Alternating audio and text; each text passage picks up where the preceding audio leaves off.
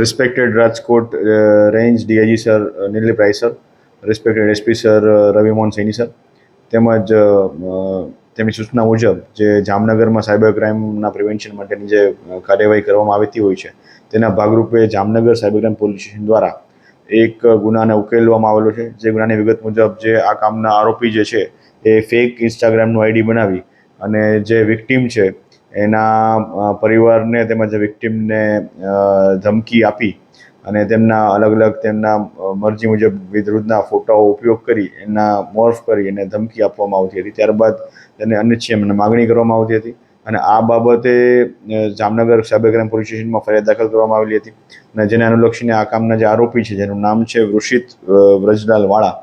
એની cyber crime police station દ્વારા અટક કરવામાં આવેલી છે અને આગળની કાર્યવાહી હાલ ચાલુમાં છે.